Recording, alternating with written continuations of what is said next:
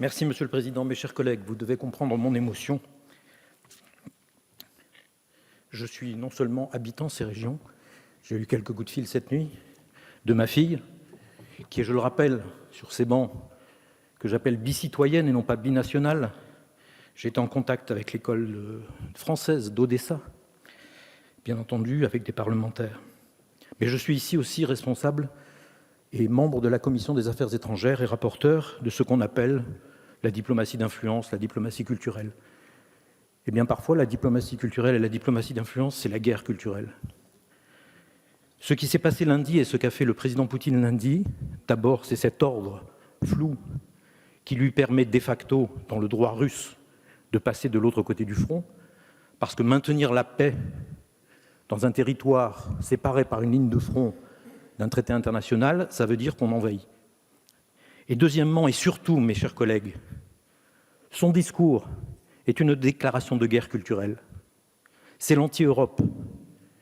Revenir, et ça s'est déjà passé dans l'histoire, au Moyen-Âge, ça s'est passé sous Staline.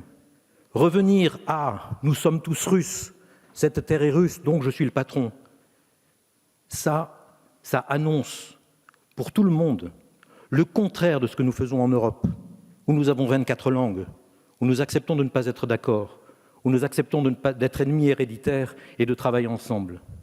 Ce qui se passe ici,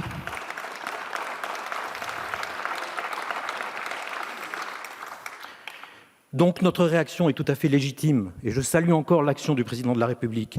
Oui, il ne s'agit pas d'un maintien de la paix extraterritoriale à l'américaine. Il s'agit de dire que ce que nous disons en Europe sur la façon humaine de traiter des conflits qui existent, eh bien cette manière de le dire à l'européenne, elle est importante pour le monde et que nous ne pouvons pas laisser dire, tu es russe donc je suis ton chef.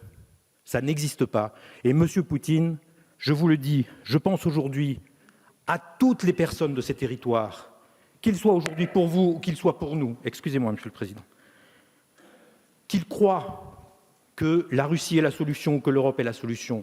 Ces gens-là, dans 2 ans, vont être en régime totalitaire. Parce que quand on commence à dire que c'est ce que tu es qui définit tes droits et non pas ce que tu fais, ce que tu mérites, nous ne sommes plus en Europe. Je vous remercie. Merci.